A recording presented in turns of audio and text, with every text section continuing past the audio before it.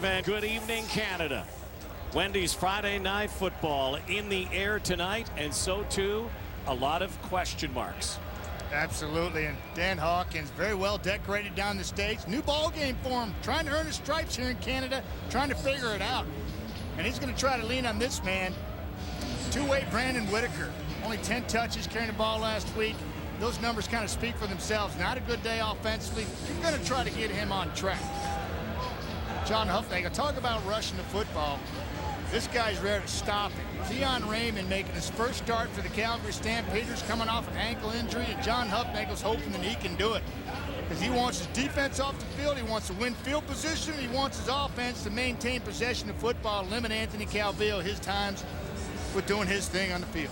Team that had a 21-14 in Regina lead last week and then gave up 22 unanswered. A lot of changes for the Calgary Stampeders. We'll get to them. Larry Taylor, as usual, is back. A guy who used to roam wild here in Montreal. He was the special teams returner of the year while an Alouette. So here we go. Two teams looking for bounce backs. Sean White ready to kick it off. We are underway. Ball in play here. Larry Taylor to the 20. Bursts outside and brings it up near the 35-yard line. So we bring out the Calgary Stampeders. No Drew Tate, sore forearm.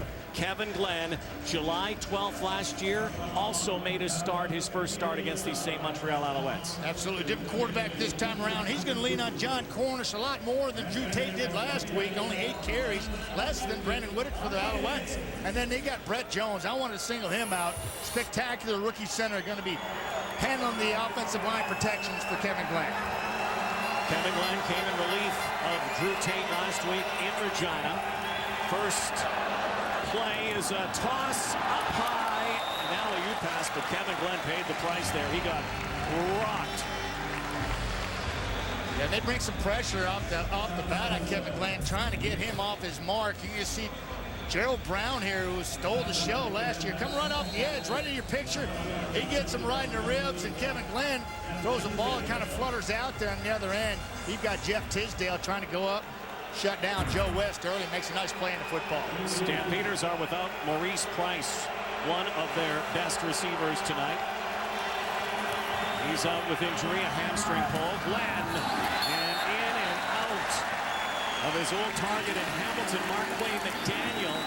Billy Parker amped up tonight. He's got friends and family here. Billy Parker knocks it down, and a quick 2-and-out for the Calgary Stampeders. Exactly what you're looking for defensively from the Alouettes. Get off the football field. They don't feel like they did a good enough job of that late in the football game. I thought they were spectacular, but last week they were just up against a better team in the Winnipeg Blue Bombers. But Billy Parker, right on his receiver there, and came over the top and stripped it clean. Here's Rob Maver, all-star punter in the Canadian Football League last year. Will let this fly from his 30. Line drive kick into the wind. Well, Devine is quickly swarmed downfield.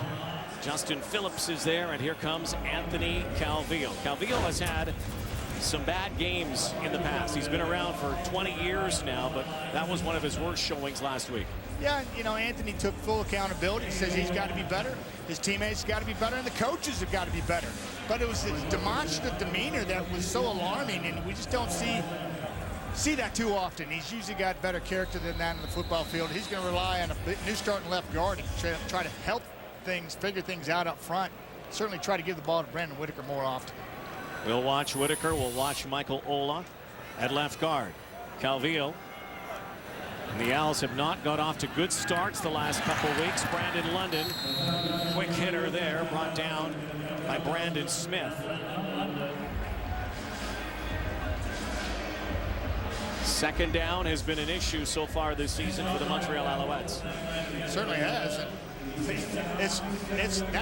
That's a Canadian Football League. That is where you win and lose games, being successful on 1st and 10, put yourself in second and manageable situations. Once you get over that 2nd and 7+, boy, things get really hairy for the offense. 14 2-and-outs, the loss against Winnipeg last week. They opened the season with a win against those same Blue Bombers. Arland Bruce hauls it in close to the first down marker. Yeah, and a nice job knowing what he needed to get. He had pressure coming over the top. He got Butler's back in the lineup this year, Quincy Butler, and he's right on him. Pretty good coverage. And he extend the football, and Arland Bruce picks up a first down. The veteran, only new player basically to the offensive unit for Montreal. Got basically 11 veteran starters, and he had Arland Bruce, just a headsy football player, produced wherever he's been. Phenomenal addition to the Alouettes after losing Brian Bratton during the offseason. 89 career touchdowns. Arland Bruce, a couple of Grey Cup rings, one in Toronto, one with the BC Lions. First down, Calvillo out of the backfield. Little screen here to Brandon Whitaker, and two-way brings it up near the 50-yard line. Let's check out the Calgary Stampeders defense and their starters to watch. Our starting lineups are brought to you by Napa Auto Parts, where custom advice comes standard. Yeah, they're happy to get Keon Raymond back as the strong side linebacker. First start this year, coming off an ankle injury. And then you got Kevin Hundley. Boy, he's making his first start as a Stampeder. That's a big body in there, hoping to shore up the run game. And then you got Quincy Butler. I mentioned him, third-year player from Texas Christian. He's back in the lineup. Basically, that defensive side of football is getting very familiar now to Rick Campbell. He's won a lot of games with this unit that's on the football field. Quincy Butler and his familiar number 0. And up the middle. Daylight here for Brandon Whitaker, and already his longest carry of 2013. It was his first start last week. And that was a huge gainer. It takes it right into Calgary territory. Yeah, high percentage throws on 1st and 10s, and then here you hit him with a run. You kind of got him spread out, then right at you, right up the gut. Boy, they read that beautifully. Nice little trap play. Brandon Whitaker's running in daylight in the secondary in a heartbeat, and exploiting that middle of the Calgary defense. Already almost as many yards for the Montreal Alouettes in this drive as they had offensively for most of the game. And now flags fly here. False start. Yeah, pretty simple. You know, quarterback's taking it upon his own shoulders, get him an easy 5 here just with his cadence and variation. Andre Proulx, our referee tonight. Procedure call. Boy, it looks like that went and backfired against him. Anthony, we could hear him here loud and clear. Really nice voice inflection going on a long count. Somebody must have moved up front through the Calgary Stampeders offside. That's one he'd like to have back, because typically AC had him going where he wanted to and putting himself in a manageable 1st and 5 situation. Now they're looking at 1st and long. 1st and 15. Calvillo, good protection. Fires it in again up near the 40-yard line, and once again it's AB3, Arland Bruce III. Yeah, and because of the mistake, you know, you're looking at a situation where you pick up good yardage on 1st and down, but you're still in a 2nd and long situation. Watch right here. He's just, just right here. He's just right out here. Arland just kind of sit and fly, find a spot in the defense. AC put it on him, and again, you pick up 6, but in the 1st and 15, you're looking at a 2nd and long situation. We've been talking a lot about that this week. 2nd and long now, 2nd and 9. Calvillo stands in again and fires. And Eric Deslauriers hauls it in. He's going to be shy of a 1st down. We'll have to see where the spot is. They have to get to the 31-yard line, and he's going to be just shy, maybe a yard. Interesting tonight, CFL history. Speaking of those yardsticks tonight. First time ever, an all-women yardstick crew. That's impressive. That's chain gang tonight. That's fantastic.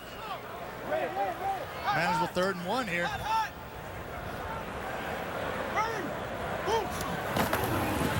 Brandon Whitaker taking the snap. He's now 3-way. He's now 3-way. That's fantastic, Ron. First year, Deja Drew, and now 3-way. 3-way Whitaker. You're killing me. That is beautiful. I mean, I don't think I've ever seen that before. That's a risk, high risk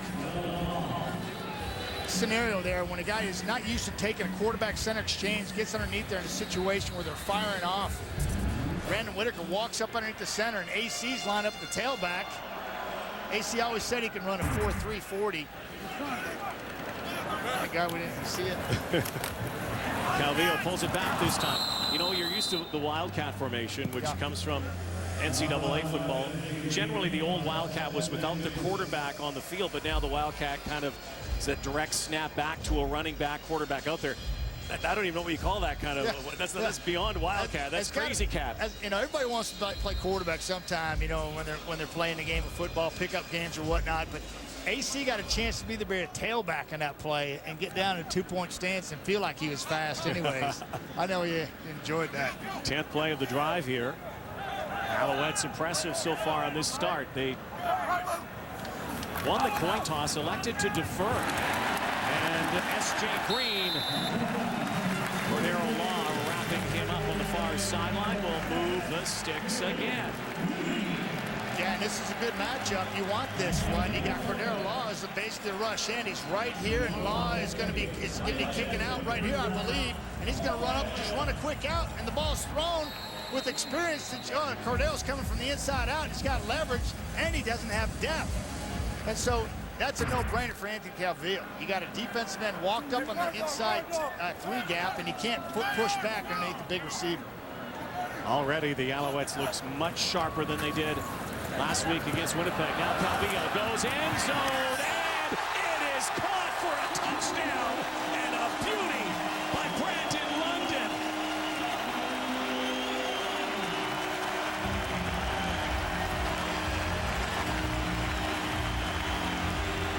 Brandon London goes up high and brings it down.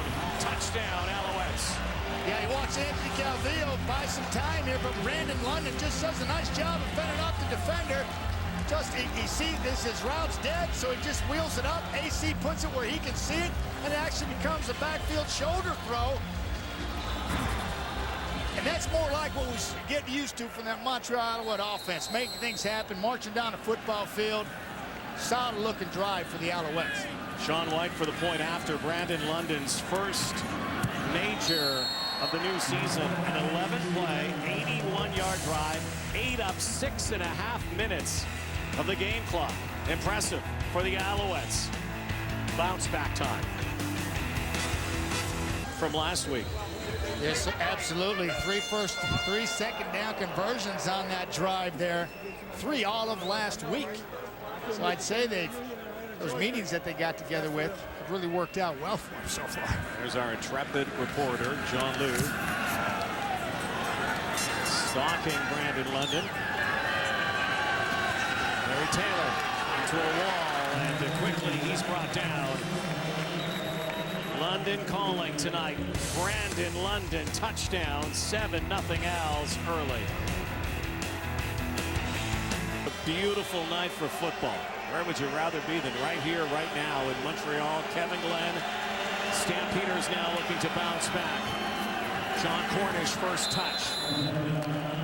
Carries over the 36-yard line. It looked like he was just going through the ropes there. The drill that you do often in football goes back to way back in the day. High knees, getting on the ropes, and Cornish was just dodging defenders in the hole there. Picking up positive yardage, putting them in manageable second and short. John Cornish had a monster game in the opener against the BC Lions.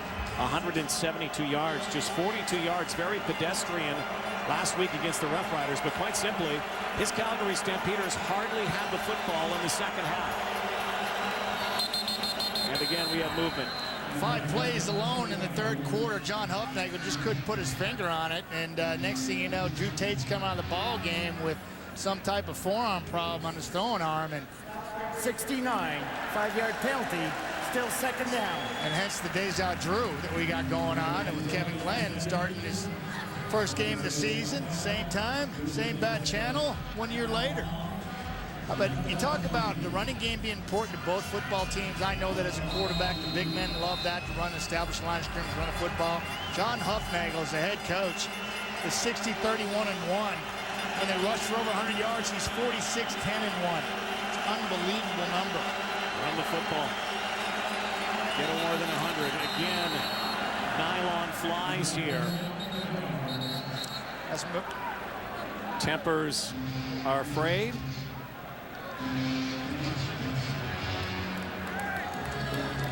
Illegal procedure, Calgary number 69, 5-yard penalty, still second. Brett Jones, the rookie center. Let's go down to John Liu now. Thank you, Rod. And it wasn't a milestone touchdown for Brandon London, but there was definitely meaning behind it. The ball that he held on to is for his mom because London could not make the London family reunion in Atlanta this weekend. So he held on to it for his mother as a thank you for the support that she's been giving him over the past week. It's been a tough week for London and the Alouettes, so this is just a little shout out from him to his mother. There's one for Mom, and there's Kevin Glenn. And this Calgary Stampeder offense again. Little change this week with Glenn, obviously a quarterback. All of you know Mo Price. Brad Sinopoli draws into the lineup. The quarterback, there he is. Heck Crichton winner. As a third-string quarterback is now a receiver for the Stamps. Glenn is in trouble. Down he goes. John Bowman harasses Kevin Glenn, and Kevin Glenn goes down. Big sack here. Yeah, a little stunt. John Bowman's going to come right around the end, and Bryant's not going to be able to kick out. By the time he sees the stunt and recognizes it, Bowman's by him. Boom. Kind of slap, he misses, and then he's eating Kevin Glenn's lunch. It's good to see from an Alouette fan. John Bowman getting in the mix. 62nd career sack for John Bowman as an Alouette. Second on the all-time list behind Elmore Stewart. There's a big kick there from Rob Maver. Devine. Oh, a little shake there, and another. Noel Devine now has a seam. There is a flag down back at the 48-yard line. This could be coming back. Exciting run from Noel Devine. The Montreal Alouettes off to an explosive start here tonight. 5 minutes to go, opening quarter.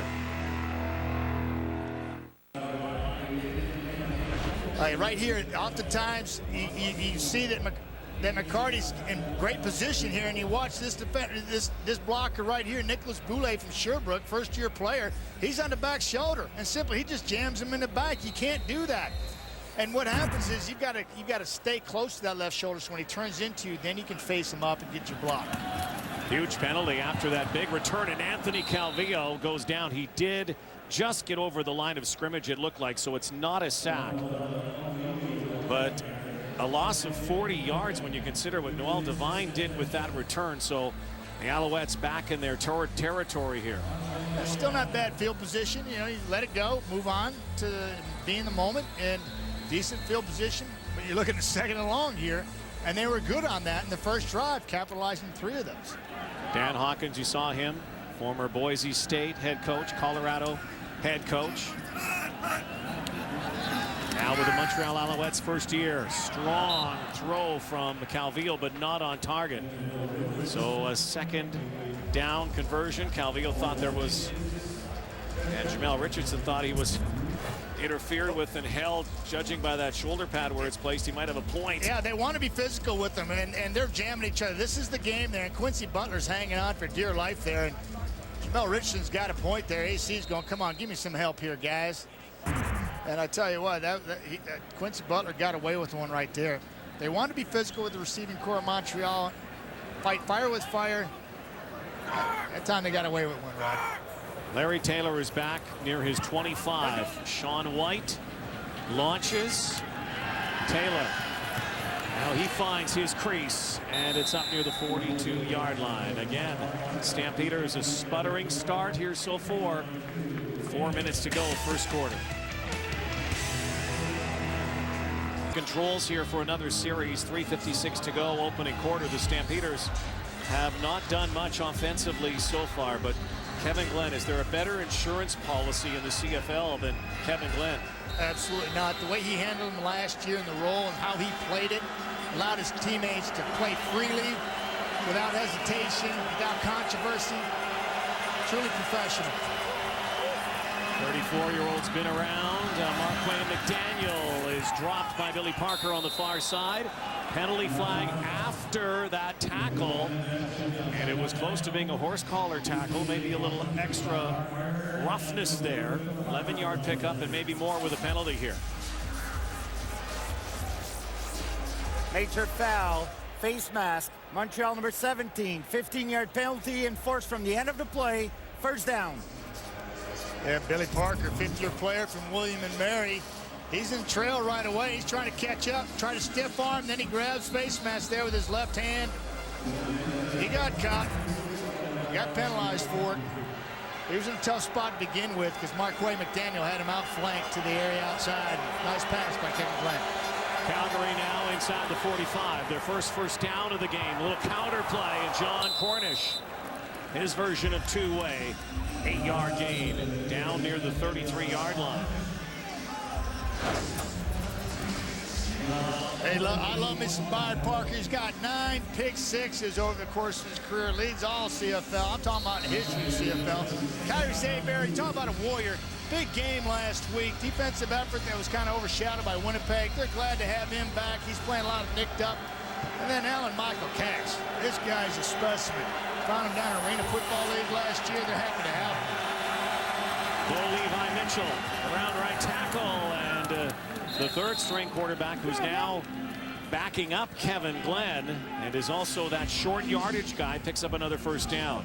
He did that a couple times in the same game last year in some critical situations. Scored a couple times, too, by going parallel to the line of scrimmage and then finding a hole, just like he did there. And there's Brad Sinopoli, who was the third-string quarterback last year with the Calgary Stampeders. This year, he is a receiver. They moved him to receiver. John Huffnagel has liked what he has seen, the former Ottawa Gigi. And here's an open pass again to Marquay McDaniel, stepping out of bounds. Yeah, and you've got a beautiful play by you got a quarterback who understands receiver play, and he's basically running a rub route right there on 17. And frees up Marquay McDaniel in the area outside or in the flat. And Kevin Glenn puts it out there with time and allows the receiver to turn upfield. Nothing Montreal could do defensively there because they got rubbed out of the picture. First and 10 rather, inside the red zone from the 18-yard line. And off left side again goes Cornish, and driven back by Gerald Brown. Gerald Brown was a hero for the Alouettes last year in this meeting on this very day. And Kevin Glenn started for the Stampeders, had a late pick that sealed the win for the Owls. Took the pick all the way down to the 1-yard line, fumbled it trying to get in there. His team recovered it, and then 3 plays later, it was Anthony Calvillo finding Patrick Lavoie, the rookie fullback, for a huge touchdown to seal a 3-touchdown comeback victory in the fourth quarter of that ball game. Second down and 9 now.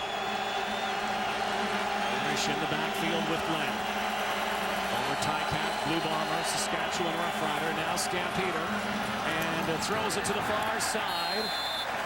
And Jabari Arthur hauls it in, but it's going to be way short of a first down. It will be third down. They'll have to bring the kick team out and settle for 3. Nice job defensively. Man-to-man coverage, playing the rub schemes and coming off and maintaining leverage on the receiver, which is what you're asked to do defensively. Montreal steps up the plate, shuts that down, and forces this field goal situation. Venezuelan-born Rene Paredes. We're up in the Montreal area as well. This guy has only been money. Perfect. That's 21 in a row dating back to last season. Rene Paredes has put the Calgary Stampeders on the board here. Final minute of this first quarter. Okay. Let's go down to the sideline once again. Here's John. Thank you, Rod. And the town of Lac-Mégantic sits about 250 kilometers due east of Percival Molson Stadium, and that was the scene last Saturday of a horrific train derailment, subsequent crash, and a fireball that destroyed the center of the town. And the Alouettes are doing their part for relief to Lac-Mégantic. They've encouraged fans coming to the game tonight to make donations to the Red Cross in relief of families and victims affected by the tragedy at Lac-Mégantic. Also, the Alouettes will be making a donation. They haven't quite worked out exactly how much, but it will be coming in the days to follow. They're also wearing black stickers on the left rear portion of their helmets as a tribute to those affected by the tragedy. Guys? Yeah, thank you, John, and our condolences and our thoughts with all those people at Lac-Mégantic. And that town that has been so devastated. In fact, these two teams have gone through similar situations, a derailment in Quebec, a flood in Calgary, and emotions run high. And football sometimes is a really good release for the people of the province.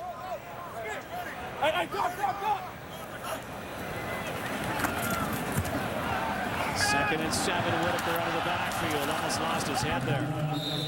You know, Rod, getting back to what you talked about was, you're looking at Calgary raised $84,000 at a ball game there a couple weeks ago, and I'm sure Montreal's doing similar to that tonight. Just making headway can be fantastic for all those folks in trouble. Absolutely. That's the first quarter complete here tonight. Wendy's Friday Night Football. 7-3 Alouettes. Between quarters, a horrendous showing last week for the Alouettes offensively. Had like 56 yards through 57 minutes and already 94 yards. You can see the rushing totals and the passing totals, hence the 7-3 lead. Yeah, you know, and it all happened on the first drive for the Alouettes. Came out on fire, which we're used to seeing them having fast starts, all the teams of the past in the Mark Trestman years. It's good to see them get back to their ways again, because they really established the line of scrimmage, getting Brandon Whitaker involved more so than he was all of last week in that first quarter. And that's a good sign for the Montreal Alouettes. And it looks like the Calgary Stampeders are trying to do the same thing with John Cornish and feed him the ball so they can control the line of scrimmage themselves. Two teams that had those off games last week, but it is early in the season. Are a lot of people making too much of it too early, do you think? Well, it just shows you the importance of every game in the CFL. Only 18 of them. You're not playing 80, you're not playing 160, you got 18, they all count. And early on, when you've got the pressures of winning so high, it's important to get off to a fast start. Both these clubs are not off to the start that they'd like. Larry Taylor is tackled near the 22-yard line. Kevin Glenn comes out again. Down 4. CFL on TSN continues tomorrow. Doubleheader. First up, Blue Bombers, Hamilton in Guelph, followed by the Lions and Eskimos in Edmonton. It all gets underway 6:30 Eastern, 3:30 Pacific, right here on TSN tomorrow. Week 3 will conclude.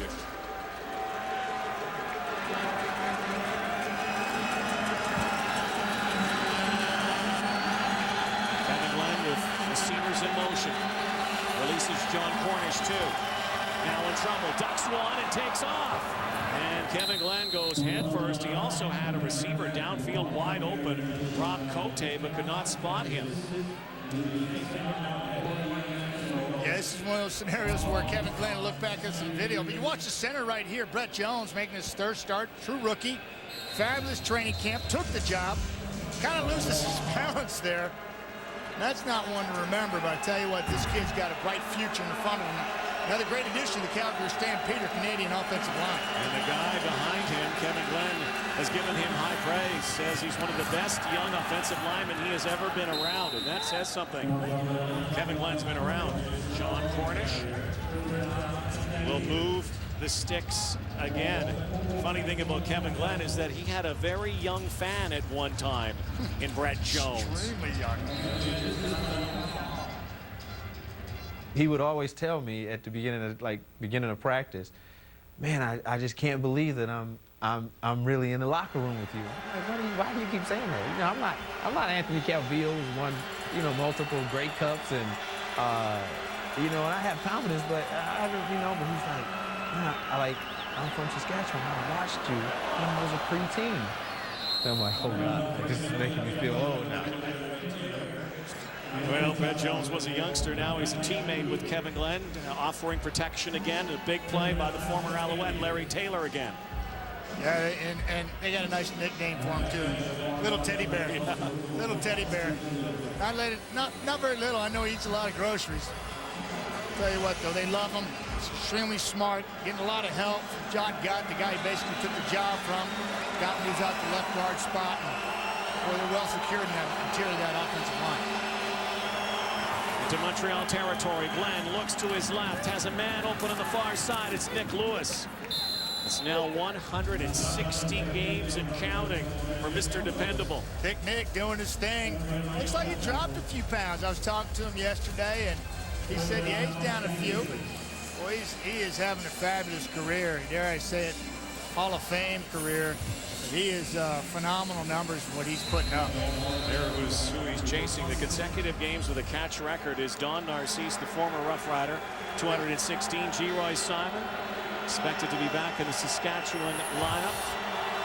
173 and counting. First and 10 again. Glenn now goes deep downfield looking for Joe West, who couldn't one-hand it. Billy Parker blanketing Joe West. And letting him play on that, and I like it. I like it a lot because Billy Parker, Joe West are going at it. Kevin Glenn's trying to stretch the defense vertically. Why not on 1st and 10? Good time to do it. Billy Parker and Joe West are going at it pretty good right here. Joe gets a hand on it. That's solid coverage by Billy. Decent throw by Kevin. Just good football play all the way around. That is a great matchup to watch tonight. Joe West, he can blaze and can go up. Kevin Glenn says he's like a basketball player. Calls him rebound. Throws it up. Joe West to bring it down. 2nd and 10 from the Montreal 36. Again, protection. Penalty flag again. And dependable Nick again. But this one, we'll have to see what Andre Cruz says. Will this be coming back? Kevin's looking for the official, trying to get in his ear.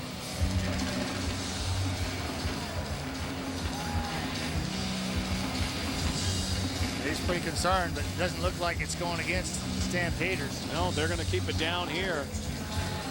Here's the call. Offside. Montreal, the right tackle. That penalty's declined. First down. Kevin was just making sure that the penalty wasn't on them because he felt good about that throw, and he should, because that ball came out with timing and accuracy on the money, moved the chains. Good-looking drive for the Stampeders. Close to the red zone, early 2nd quarter here.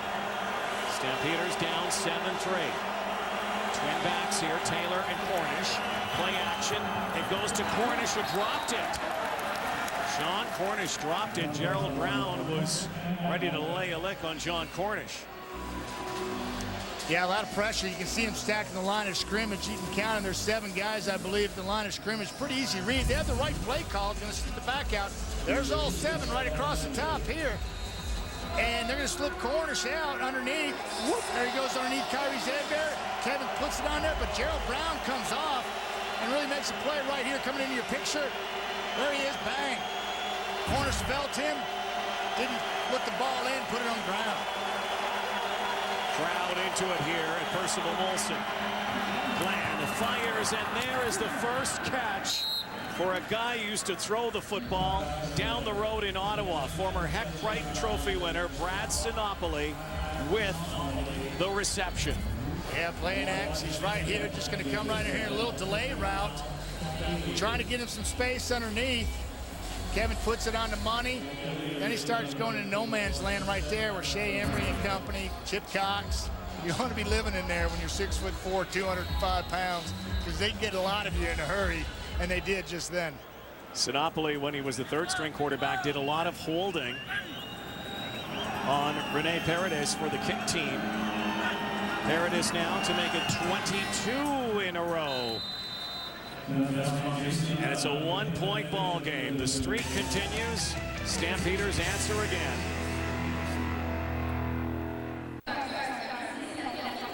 Last week, Anthony Calvillo under siege 7 times, sacked last week, 11 sacks through the first 2 games, all against Winnipeg. Now that's a ferocious front 4 in Winnipeg as well, a credit due, but this is an offensive line that has something to prove this week. Absolutely, and doing it with the new left guard, and they're doing a nice job through the first quarter, first 20 minutes of this football game, keeping AC clean. Inside sweep here, Arland Bruce makes one move, and Charleston Hughes will get to him. You know, we chatted with AC yesterday, and you know, he even admitted that that was probably as demonstrably upset that he has been in his entire career, and frustrated. And also when asked, is that the most that you've had bodies piled on top of you, the most times you can recall being sacked? And he said, yeah, I can't recall. It goes back quite a few years, but that's probably where the frustration starts to pile up as well. Once you're getting absolutely destroyed in the pocket. Rod, it hurts. Yeah. These guys are professional hitters. And had that one knocked down. I think Kevin Huntley that got his paw on that one. Former Argo. Yeah, and that's a big paw. That's a big paw. I mean, he's gonna do this quite often. He's right there, right over the center, and you can't miss him. You can't miss him. Put him on his heels, put him on skates, get your paw up. That actually hits him in the elbow. I tell you, you talk about AC getting sacked 11 times in 2 weeks. That's not counting the hits. It hurts. And it adds to the frustration, the pain, the pummeling. And Winnipeg was doing a lot of it. Short kick here. And bounces out of bounds. Another 2 and out for Montreal. Kevin Glenn back in his office when we come back. Two dudes are in that. They could actually be in WWE or something. Yeah, Hydraulic Jack and Crazy Harry. Joe West churns out 4 yards. Second down now. Kevin Glenn, a little quick hitter to Joe West. Yeah, both defenses are doing a nice job in these situations, knowing that playing a lot of man coverage and coming up and making sure tackles. Not a lot of broken tackles here early on. So the defense is coming up and being sure tackling, forcing these situations. Dave Dickinson, offensive coordinator, a guy who used to be one of the stars of this game. Land goes over the top for West again, and jostling downfield, and the penalty flags fly. And it looked like could have been called a couple of times that time. Jeff Tisdale on Joe West, and this will move the football into Montreal territory. Yeah, Jeff Tisdale, 6 years in the league. First, Montreal number 12, automatic first down. First with Calgary. Went to Pittsburgh State. Watch his hand here. Watch his hand. He's just grabbing. Hey, I didn't see anything there. They both were holding each other, kind of slapping each other's back arm. Kevin's looking for something, hoping. Tisdale's like, what? Come on. Yeah, I didn't see it there, but officials are closer than I am. Tisdale manning that corner here in Montreal now, former Stampeder. And a penalty flag on the far side as well. That's a dead ball foul. Whenever that happens from a side judge or the head linesman, it's a dead ball foul. He sees it prior to the snap of the ball. He's going to try to whistle it dead. A little late there, but it's going back 5. Illegal procedure. Calgary number 50, 5-yard penalty. Still first down. Spencer Wilson, former Calgary Colt. The infraction, he leaves. A couple more big bodies. Nagel will not be amused. The guy's an oxymoron there. Calgary Colt. The guy's like 6'8", 320 pounds. He never was a Colt. He went straight to stud. Big man, that whole line for the Calgary Stampeders. Receivers in motion, 1st and 15. Glenn avoids the rush, and then Gerald Brown hammers Joe West again. Gerald Brown has been all over the football field tonight, in a lot of the action, whether it's Cornish, whether it's a receiver coming out of the backfield.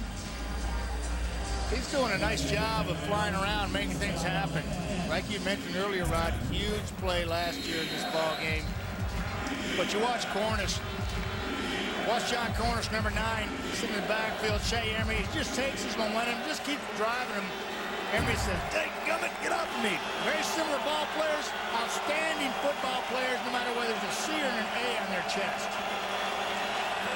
Stand for blocking help again. Glenn fires, and the catch made. Jabari Arthur has not seen a lot of action at receiver the last couple of seasons. Jabari Arthur. Billy Parker just giving Jabari Arthur too much cushion there, and he just runs up there about 10 yards and sits down, and Billy's still not able to climb and get back on his horse and jump on and close on a cushion. He just gave him too much. Former 1st-round pick of the Stampeders back in 07, Jabari Arthur was selected 6th overall. Spent time at Akron University. And looks like they'll move the chains again. Yeah, and actually try to come out of his break. You got Parker right here. You're going to watch the cushion. He's going to backpedal. Jabari's going to run straight up field, sit down, and Billy kind of slips. He's giving up too much room there in a second and long situation. Got to play him a little tighter, know where those sticks are. He got about 40 friends and family sitting up in the section here. We'll talk about him a little later, but Billy's excited tonight. He wants to play well in front of his family up from West Virginia. A lot of Parkers in this game. We got Byron, we got Billy, we got Anthony Parker. They all might collide on one play now. Sinopoli on a slant. And Brad Sinopoli, former quarterback, has 2 catches so far in his debut as a receiver for the Stampeders. I absolutely love watching the ability of people like Brad Sinopoli or Marco Bruyette, who plays for Montreal, multifaceted Who guys. was a quarterback? Who were quarterbacks. And Rod, I understand you were a quarterback back in the day yourself. Long time ago. Yeah. And these guys, to have the ability at this level to switch positions and produce on the football field simply blows my mind. For one simple reason. I didn't have that kind of ability. Those guys do. Oh, yes, you did. Yes, you did.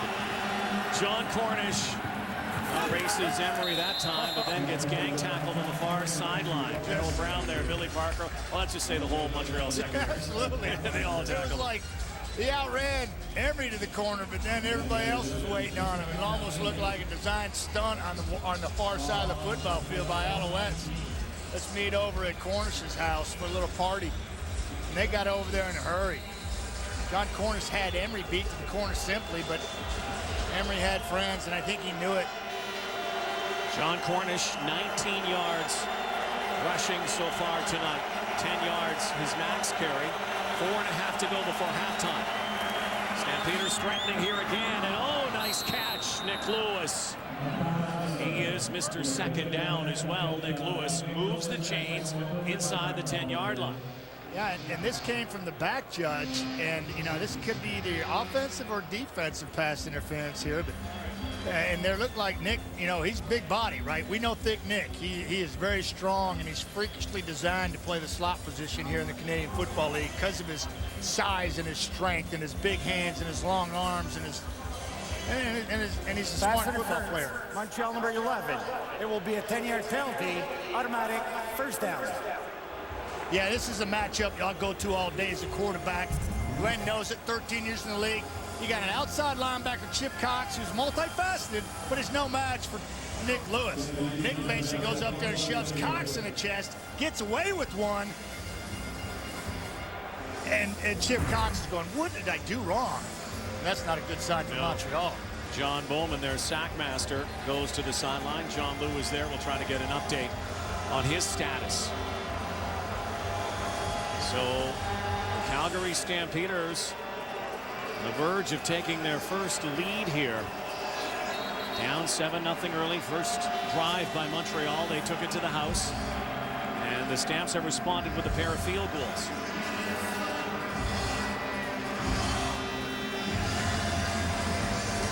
Monster first drive by the Alouettes, but they've been quiet the last 20 or so minutes. And I think credit Calgary defense for really stepping it up, getting this football game, getting their rhythm. Both defenses have really settled in. Keep in mind, these are two teams that have perennially been among the best teams in the Canadian Football League. In fact, they have the best record since 2008. Montreal and Calgary. Stampeders again go to the Grey Cup game a year ago, won the Grey Cup in Montreal back in 2008. Andre Proulx. The previous line of scrimmage was the 18-yard line. Half the distance to go brings the ball to the 9-yard line. First down. All right, Andre Proulx. Hey, Andre looked like Anthony last week, being demonstrative, calling a play in the huddle there, officials. And It's loud here. They got it right. He did. So first and goal, Stamps. John Bowman has gone to the dressing room. And bounced, and Nick Lewis scores! Oh my goodness! On a broken play, a ball that was tipped up for grabs, and Nick was quick enough to get it for the touchdown. Yeah, it was pressure up front. Kevin Glenn, he had a quick slant underneath. You watch all the folks up front. Nick Lewis is on the top of your screen. Going to come underneath. He's wide open. Ball's out. It just gets deflected to the line of scrimmage. They couldn't get pressure in the face of Glenn. They got their hands up. Ball goes up in the air. It's a jump ball. Nobody reacted to it but that guy, 82, Nick Lewis. Point after here, Stampeders have their first lead. Kevin Glenn has settled in nicely here, so too the Stampeders. And the Alouettes have had a number of 2-and-outs again. It's been a plague the last couple of games. The Owls have to rebound again. And Nick Lewis, another touchdown, his first of 2013. 9 years into his 10th season. 9 years, 1,000-yard seasons. Nick Lewis, 63rd career touchdown with the Calgary Stampeders, his first of the new season. Southern Arkansas, baby. He's loving some Canada. Canada's loving him. The way he plays the game, it's inspiring. There's nothing that Nick Lewis can't do on the football field. And he likes to talk, too. His mom would be proud. Now Noel Devine picks his way up near the 30-yard line. And Montreal's got the right defense called. Tisdale gives Lewis too much room. You got 8 people in the box here. You're going to drop Gerald Brown here underneath what they think's the slant. But Nick Lewis comes in behind him. Ball's tipped in the air. Nobody's around. Tisdale's giving him way too much room. Thick Nick just leans his body into the end zone. And I guarantee it, if he gets leverage on you, he's going where he wants to go, and you're going with it. What's up, baby? Hey, we getting it in for you. We got you. We'll hold it down. Shout out to Mo Price. Not with the team, hamstring injury in practice this week, so they're missing Maurice Price. Jamel Richardson hauls it in and will move the sticks. First down in Montreal beyond their 40-yard line. Yeah, that looked like a typical Anthony Calvillo to Jamel Richardson throw there. Pitch and catch on time. Very precise. Easy play. That's what we're used to. We hadn't seen much of it in 2013. Credit Winnipeg's defense and certainly this defense tonight, the Calgary Stampeders. Former Grey Cup MVP Jamel Richardson has been one of the favorite targets for Anthony Calvillo through the years. Brandon London, who scored the first touchdown with that reception, but we're inside 3 minutes. That's the 3-minute warning signal to both benches. We'll step aside and come back. Wendy's Friday Night Football from Montreal will continue. Stampeders lead by 6.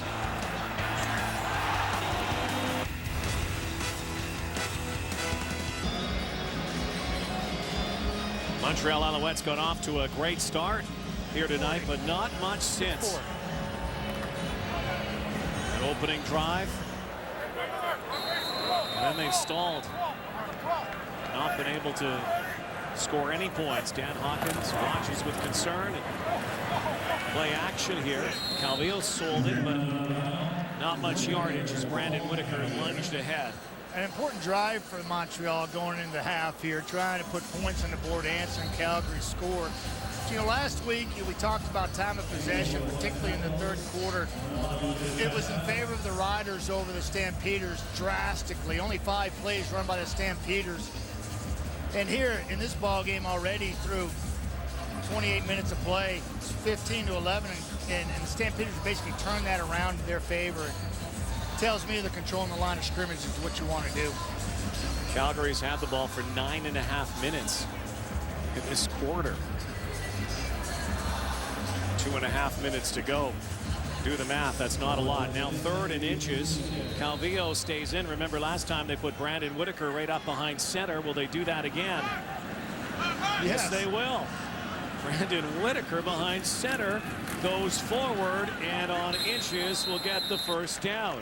It's something we have not seen in quite some time. It scares me every time I see it because I'm telling you, he does not have many quarterback center exchanges underneath his belt. And things happen differently down there in that situation. And the only good thing is that's probably the only time he's ever going to be underneath the center is in those situations. So it's good to see him get ball security there and pick up the first down as well. 2:10 to go before halftime. GMC live at the half. The boys standing by. Dave Randorf, Jocko, Milt, and Schultze go through this first half of play, and still a lot of question marks around the Rouge, Blanc, and Blue of the Montreal Alouettes. Brandon Whitaker able to haul it in and again get a first down. It's now in Calgary's side of the field. So the Alouettes Trying to put some more points on the board here before halftime. And the matchup there that's favorable to the offense. Ron Mayo in coverage on Brandon Whitaker. As a quarterback, you like that matchup. Anytime you get a running back or number 3 receiver inside on a linebacker, it's a matchup you like to go to. Anthony Calvillo found it, took advantage of it. This is an Alouette team that is so used to scoring and moving the football, particularly at home. Far side, Jamel Richardson has nowhere to go. Quincy Butler, the great read. That one was read perfectly. Yeah, Quincy Butler's playing zone coverage here, and he lets everything develop underneath him. And he basically comes up and smacks Richardson in the mouth. Watch, you got a receiver coming in motion. That's Richardson. Quincy holds his ground. He's got depth. He doesn't get outflanked. Does a nice job of getting his head on the outside, forcing him to the inside, makes a sure tackle.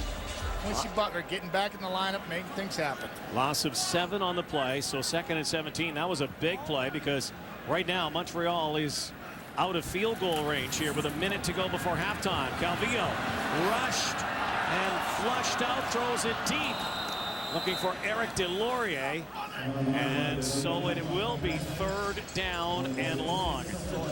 And this is a situation where this is kind of what you see with Anthony Calvillo, and when things break down, you don't see, watch, you're going to see a little panic here, and then here he just takes it and chunks it and kind of ducks.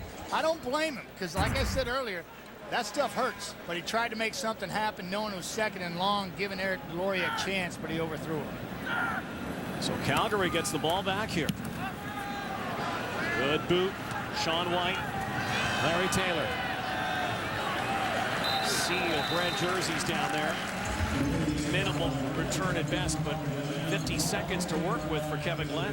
Plenty of time. Lots of time. Plenty of time. I don't believe they've used any of their timeouts. He can use 2.5, right?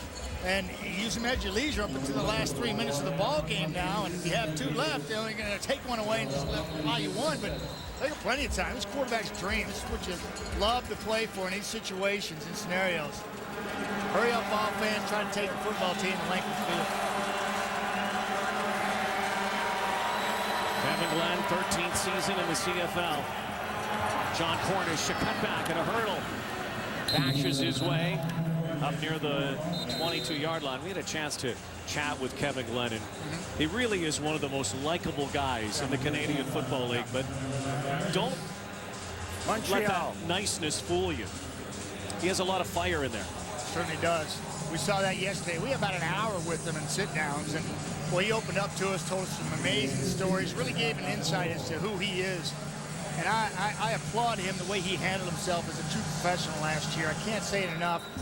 The way he handled a tough situation and playing for that football team and doing so well and being sat down in critical games allowed his teammates to do their thing and play some solid football. Key 2nd down here, or Montreal to get the football back. 2nd and 5, and Cornish. Good tackle that time. Mike Edom, penetration. The free safety who got to know a lot of these Calgary Stampeders because he played in the same field with the University of Calgary Dinos. They share the facility at McMahon Stadium. These two teams, by the way, back in Calgary next week. But Mike Edom looking forward to this one. Impressive rookie at free safety. Oh, and rookie, he does not play like a rookie. He plays with so much confidence, and they use him so well within the scheme of their defense. Bringing him on pressure, he's got a knack for that. So let the big dog eat. They're letting him go down there and make things happen. And boy, he's a sure tackler once he gets in that backfield. Montreal just called a timeout. They had a personnel issue. They had to reinsert a player. Now Montreal gets the ball back very quickly and could get some excellent field position based on the return here. Absolutely. That's a CFL. You know, 2 and out. Use your timeout. Now AC is going to get a chance with about 25 seconds, I'm going to predict. Dan Hawkins was telling us yesterday it's still an education, getting to know that last minute, particularly quarter minutes and near the end of the game, is so different compared to the NFL game, the NCAA game. A minute can last an eternity. I think all coaches have that in them, the ability to chew on an official's ear. Yeah. Not too many don't. End over end, Maver, Divine, Gets it outside and ate up about 6 seconds, 7 seconds, and penalty flags flying now after the whistle behind the play. Yeah, it looks like Chevy is getting into it with somebody out there. Veteran long snapper Randy Chevrier. Major foul. Clipping. Montreal number 23. 15-yard penalty enforced from the end of the play. First down. Yeah, this is not good. Yeah, it's pretty obvious too. And this is, you can't have it. Jerome Messam is, you know, he's back first time making his debut. He's right here, and Randy Chevrier is right in front of him. Play's done, and then he gets one right in the back. Two veteran guys going at it. Jerome Messam, the most outstanding Canadian with Edmonton a couple of years ago, hasn't really played a whole lot of special teams. He's been primarily a running back and the feature back, so different role for him here. Brandon Whitaker is tackled by Charleston Hughes, and Jerome Messam, different role, has to accept it. Likely will get some touches at some point. Yeah, and you know, he to me is an interesting athlete within this scheme. We're really not sure what the Alouettes offensive scheme is all about at this point. We know what he can do. It reminds me a lot of running back in BC. I'll come back to that thought in a second. Oh, and this one is picked. Fred Bennett hauls it in on the bomb with 6 seconds to go. They got a shot here. This is Fred Bennett. He's back in the lineup. South Carolina, 2 years with the Stampeders, and he goes up and gets it. It's basically like a punt, and AC understands that. They had used a lot of time on the clock too pre-snap. Basically a Hail Mary at that point. It's doable here if you pick up about 20, 25 yards. Long field goal attempt. Have to be a sideline route of some sort here. Or you never know, maybe just you even go over throw the middle, get tackled. You know, yeah. if they're not smart enough to let you lay there for a few seconds and they touch you right away. But a lot of options here. It can happen. 20, 25-yard pickup, put yourself in a field goal situation. Final play. First half, content to run it out. So the Alouettes, actually, there's going to be one more play.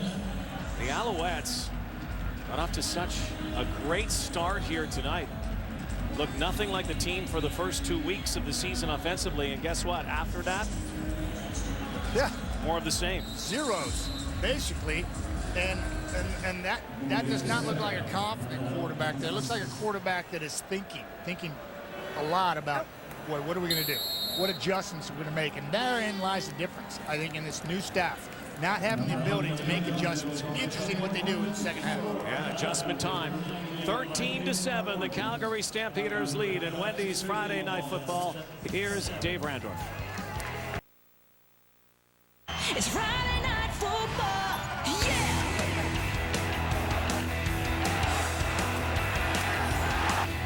Boys are all here, gonna put on a show. Come on!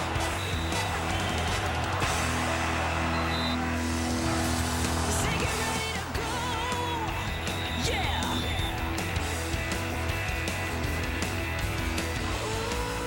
Gorgeous Friday night. Calgary Stampeders surging back, 7-0 deficit after Montreal scored first. They lead 13-7. Keep in mind, Calgary had a 1-touchdown lead a week ago in Regina, then lost the game. Dan Hawkins, the new head coach, third game in his CFL tenure, and here is a guy who's got some passion.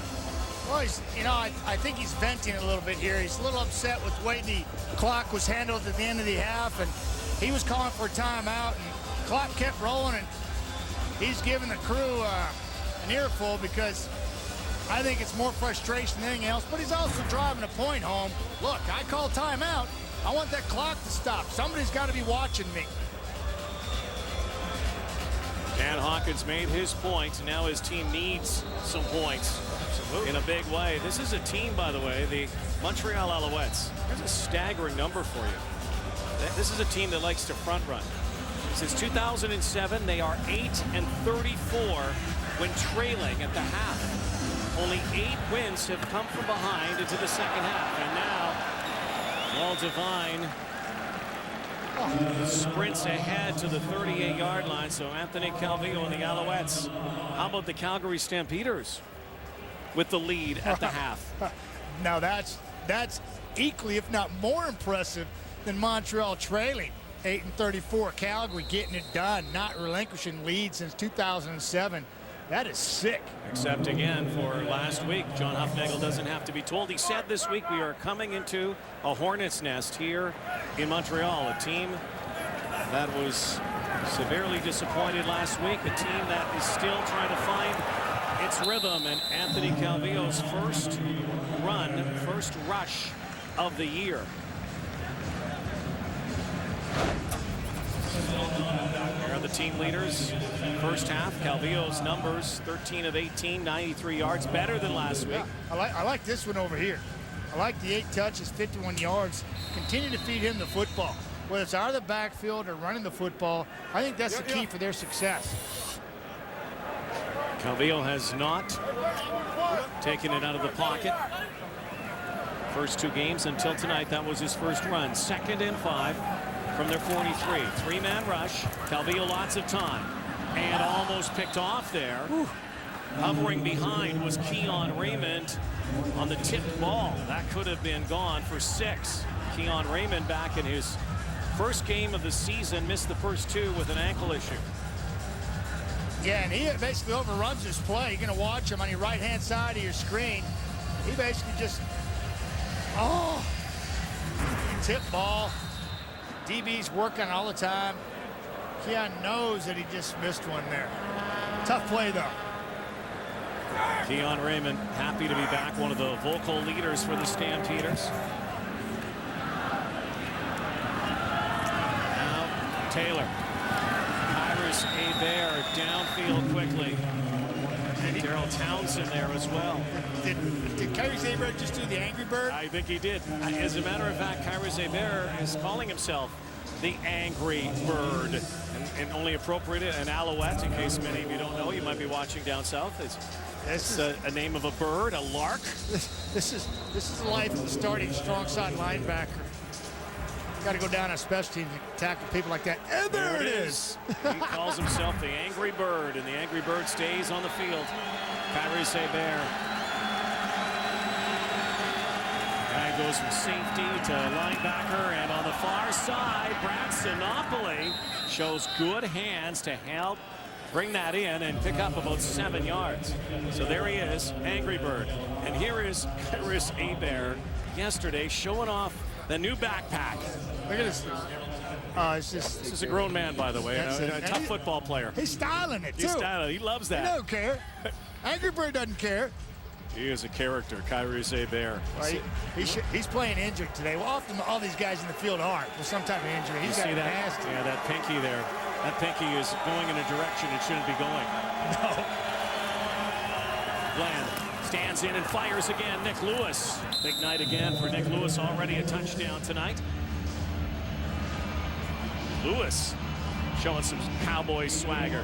Yeah, boy, he caught that one on defense. But going back to Kyrus Hebert's finger, he got a cut. He's playing close to the line of scrimmage. Last year, he's one of the best free safeties in the league. Show this. That's beautiful. I mean, that is a true telltale sign. He's not bending it, folks. Of a football player, and particularly one that plays up close to the line of scrimmage. And when you're playing with the big boys, you're 6'3", 230 pounds. You got to mix it up with those 6'5", 330 pounders, and that's often what happens. Kevin Glenn on the roll, and Marquay McDaniel wasn't going anywhere had he caught it anyway, but Kyrus Hebert plays hard. When you ask, what is your philosophy? See him, hit him. Yeah, it's pretty simple. See ball, hit ball. Kyrus Hebert brings it, and he was so aggressive, so physical from the free safety point last year position. They moved him down this year, and obviously they got the Mike Eden, the first-round draft pick, playing back there, and was a fabulous player. Just gets in the mix, and he talked to Mark Nelson, linebacker coach for the Owls, and he absolutely loves this guy because his motor's on 24/7. Yeah, doesn't stop. 2nd and 10. Again, Glenn takes off with it now. Tells everybody to go downfield, and Sinopoli, what a catch! That's a quarterback making that grab. No, that's a receiver. Oh, my goodness. Lewis. Brad Sinopoli has arrived as a receiver in the Canadian Football League. That's a highlight reel already, and he's only got 3 catches in his career. And you now know why John Huffnagel said, watch this guy. 6'4", athleticism, and making it look like he's been there his whole life. They were extremely impressed with this guy during training camp and how he embraced the role. He wasn't moping. All offseason, he's working on his skills. He's got 4 catches for 65, and that was a beauty right there. You know the thing, too, Matt, you played this position at the highest level. You're a Hall of Famer. Here's the thing about a quarterback, and correct me if I'm wrong, you start developing a chemistry and you have confidence in certain guys. Yeah. Kevin Glenn has an enormous amount of confidence in that guy. He does, because he's an athlete, and you know he's a ball player, and he's embraced it. Like I said, he's not moping. He wasn't dejected. He just moved on. He turned the page and says, "I'm a receiver now. I'm going to go contribute," and that's why Kevin Glenn's bought in, and you can see why. And he thinks like a quarterback. Pat Crichton Trophy winner, superstar, Ottawa U campus as a GG. 2nd and 13. Glenn now going over the top. Oh, another great catch. Nick Lewis down at the 1. Suddenly some circus catches here tonight. 18 yards. Yeah, this is blitz. I see it all the way. It's pretty simple right here. You got Hebert coming in the middle, and you got Edom. What? He's coming here, and you got Edom coming off of here. Kevin Glenn sees it. Watch the pickup by Cornish. He goes, attacks him at the line of scrimmage, buys some time. Edom can't get there. He spots the ball out in front of Lewis, and Lewis is down to the 1-yard line. And again, Nick Lewis watched by Chip Cox. So the Calgary Stampeders now, 9.5 to go, 3rd quarter. Solid drive here, aided by Brad Sinopoli's outstanding catch, and then Nick Lewis also makes the highlight reel. Credit the offensive line for getting a hat on a hat. Credit John Cornish stepping up and taking on the big 6'3", 230-pound Kyrie Hebert, the Angry Bird, and Edom, who's excellent blitzer off the edge, couldn't get there in time. And give Kevin Glenn credit for the poise he showed in the pocket, delivering the ball to Nick Lewis on the money with people in his face. Tall Texan Bo Levi Mitchell comes in behind center, short yardage. 1st and goal from the 1. Rob Cote in the backfield. Jumbo package here. Bo Levi Mitchell will take it himself, and he will be stuffed. Shea Emery. Here is where the Alouettes have been able to excel. And look at this stuff going on. Spencer Wilson into it with Kyrie Hebert. He's got a hold of his grill here. Bo Levi Mitchell's helmet comes off, and penalty flag. And all heck is breaking loose here. We've seen this going on last year. Bo Levi Mitchell has a tendency to go down the line of scrimmage. I went back and watched the film. I heard CC call it last year. He goes lateral to the line of scrimmage, and then he finds a hole and he goes up. In this ball game last year, he did it 2 or 3 times, scored a couple of touchdowns. He tried it here. Montreal knew it was coming. Penetration, and he gets hit in the backfield, and that's when the melee starts. That was nice defensive play by the Alouettes, knowing that he was going to come parallel to the line of scrimmage. You watch it right in here at the top of your screen, right there. Watch what he does.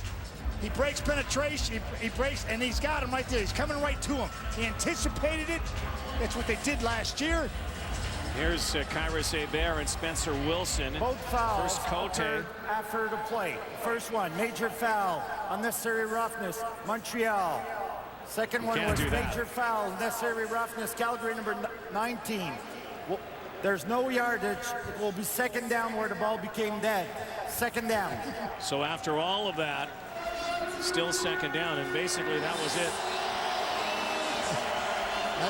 It's tough to figure out. Yeah, it is. I mean, this is a nasty place to be. Bo Levi's still pushing. His helmet comes off. He's tired of it. He's a hard-nosed kid playing a position, playing football, and well, it's just, you know, games. You know, this is what it's all about right here. Getting dirty. This time, Bo Levi Mitchell Mitchell pitches it back, another penalty flag, and Mitchell is dusted. John Cornish was lucky enough to pounce on the football, but it looked like somebody was in the backfield way before this ball was snapped. So yeah, John Bowman is back in the lineup there, and this is a Illegal busted play. procedure. Calgary had no end. Number 54 So they're was calling closing the Calgary. line. That penalty's declined. It will be third down. Third down, and from first and goal, it's now third and a field goal attempt coming up. Bowman comes in here. Looks like it's going to be a speed option, and Bo Levi's supposed to come down the line of scrimmage, but he doesn't get the ball cleanly. And next thing you know, he's got trouble in his face. I know what happened. Bo Levi was going the wrong way. And then he realized, oh, I got to go to the right. And then that's when Bowman was there, and he pitched under the dress, and the ball went on the ground. And that's rule number one. We talked about it in Coach's Corner with Paul Opolice last week against the the Hamilton game. And penetration kills the option play. Streak continues. Rene Paredes, 23 in a row now. But right now, Calgary Stampeders only get 3, should have had 7. And guess what? It's on. It's on. That's a series of 2 and outs, and their offense has completely been silenced since that opening drive. They have not scored since that time. Scott Flory is down right now. But how about this goal line stand? Right now, their defense is their best offense. Yeah, Shea Emery getting penetration, anticipating Bo Levi coming parallel to the line of scrimmage on a quarterback sneak. Then a little rough stuff. And then here, penetration kills the option play. Bo Levi pitches under duress, puts it on the field. Boy, that went from bad to worse for the Calgary Stampeders. Couldn't have come at a better time for that defense of Montreal. Standing on his head, backed up, only allowing 3. That's a win for the Owls defense. You know, you go back and look at that play. Nick Lewis makes that catch. How about Chip Cox being right on him at the time? Yeah. Lewis rolls into the end zone, touchdown. Yeah. Never give up on any play. And how many times you see Nick Lewis carry a defender into the end zone, having the nose in the end zone that he does, and Cox stepping up, and then his teammates picking him up there and only allowing 3 points on that drive. Scott Flory, perennial all-star and outstanding lineman in the CFL a couple times. John Lou will effort us a report on him. Calvillo went the wrong way, and then Brandon Whitaker takes it. Two-way as a first down. Hey, and his replacement, Christian Matt, was unbelievable on the first play out of the gate. You watch Christian Matt, number 51 from Concordia. Watch this kid. This is a beautiful block. He's right here. Watch him just step hard and wash down this hole, and you have a big seam right here. This is Christian Matt seizing his opportunity. Gets his hat in the hole, continues to drive his feet, and he's still blocking his man. Like you said, Concordia Stinger, a first-round pick, 7th overall back in 2010. Calvillo has protection and slides one through.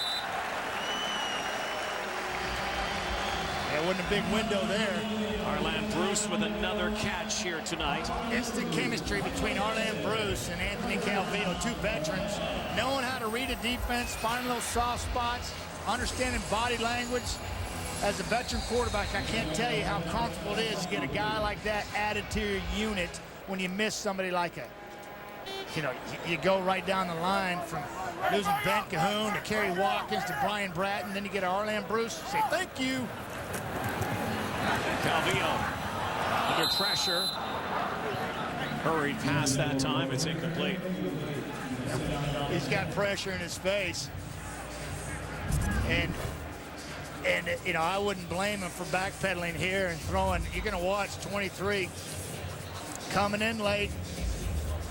And it is absolutely a nice job of getting pressure on Anthony, making him throw under duress off his back foot. Can't get enough on it. Nice job by Junior Turner making it happen. Yeah, the Calgary Stampeder line that's had some adjustments. Kevin Huntley in this week. Corey Mace out for the season. Micah Johnson now hurt too. There's a little pass to Patrick Lavoie, the most outstanding rookie for the Alouettes last season.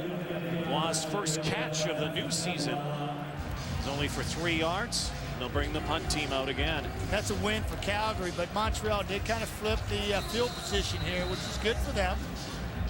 But right now, the Calgary defense did its job once again. They got 0 sacks in the night, 3 hurries on AC. One solid hit and a pass deflection. Of course, we saw that from Kevin Hunt. Just over 6 minutes remain in the third quarter. Stampeders lead 16-7 here. Week 3 in the Canadian Football League. Larry Taylor, no yards call. That's a 15-yard penalty. He's brought down there. We're going to step aside and come back to Percival Molson Stadium. Stampeders offense returns. Military figure at the end of the bench, at the end of every offensive sequence. He sits by himself processing the previous drive, but as of tonight, he and offensive coordinator Mike Miller will now be powwowing. They're going to consult, as they have been all evening long, with each other at the conclusion of every drive. This is something new for Calvio, trying to get on the same page with this new offensive coordinator as they're trying to incorporate this new offensive scheme. Well, those are the pertinent words, getting on the same page. Right now, it seems the Alouettes are off on a different number of pages. How about John Cornish? That was his biggest run. He peels off 19 yards on that game. 19 yards is a magic number for the Alouettes. Longest pass completion by Anthony Calvillo in this game up to this point. 19 yards. They just haven't had the big play, Rob. Haven't had the big plays all season, really, when you think about it, from a big play team. Oh, Kevin Glenn is spied perfectly. And it was Mike Edom again, the free safety, coming up. The Calgary Dino was able to corral Kevin Glenn and cut off his lane. And this is what this guy does well. He comes off the edge. You see him. He's not in the middle where safeties are supposed to be. He's over here. So that's a tip-off for any quarterback. Got to get rid of it. But I guarantee it, Kevin Glenn either lost the handle on that football trying to get it up, or the corner jumped the receiver he's trying to get the ball out to very quickly. But Edom was there on the spot. And Mike Edom, drafted 3rd overall this year's draft. A lot of Calgary Dinos. It's a reunion here tonight for them. Glenn steps up over the top, and again, pinpoint precision. Kevin Glenn pulls the trigger again. We saw it last drive, AC to Arlen Bruce. We see it Glenn to Nick Lewis. Veterans reading the zone defense, and I tell you, you get veterans behind the center, they'll pick a zone defense apart. The offensive line will give protection. That's why you see defenses reverting to pressure, bringing 7, bringing 8, bringing people like Mike Edom out of the middle to apply pressure on the quarterback. Otherwise, you're not going to get it there. Pick up the 13, the pitch to Cornish, and Chip Cox has him perfectly. He read that. He read that pre-snap. Oftentimes we talk about quarterbacks reading pre-snap indicators. Well, Chip Cox is waiting on John Cornish, never allows him to outflank him. He sees it right away, and he uses his brilliant speed. Here he is. He's got leverage out here. He's going to see the play call. He sees the formation, and he just runs right underneath Cote, uses his speed, surprises Cornish. He's like, what? Come on. That is Chip Cox doing what he does best. Chip Cox, special player, all-time leading Alouettes tackler, over 500 in his career. Sinopoli again. How about a breakout night in his first game as a Calgary Stampeder receiver. First game as a receiver in the Canadian Football League, and Brad Sinopoli is having himself a night. One-handed catches, making people miss underneath, picking up valuable first downs, keeping drives alive. Watch this move. Plants it, ducks around Cox, who's pretty much a sure tackler, and then attracts a posse. Here comes the offensive line of the Alouettes, and you can see they all went in to check on Scott Flory, and visibly some of them a little upset. Pump and go now, but now Glenn has to go. Still behind the line of scrimmage. Now he tucks it and takes it. Knocked out of bounds. Kevin Glenn is just picking up where he left off last season. He is poised. He's calm. He's accurate. He's got composure. He talked about it with us yesterday. He says what he feels like he learned to do more so last year and being involved with Dave Dickinson as his offensive coordinator was managing the football game. I think there's a good example of it there. Didn't force the issue, simply took what he got, put himself in a play where he can try to make it happen. He's 17 of 22 for 217 yards and a touchdown on the night.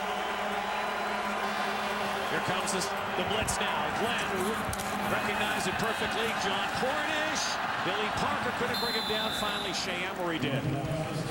There is that poise and that calm demeanor that all of the Stampeders, when you talk to them, to a man, will tell you what impresses you most about Kevin Glenn. They say he's so cool. He's so cool. He doesn't get rattled. And he doesn't want people to mistake that for him being lackadaisical or not having the competitiveness about him. Because he says he's extremely competitive in anything. When he's playing cards with his family or whatever, he wants to win. And so it's just, he's not made like a Drew Tate, right?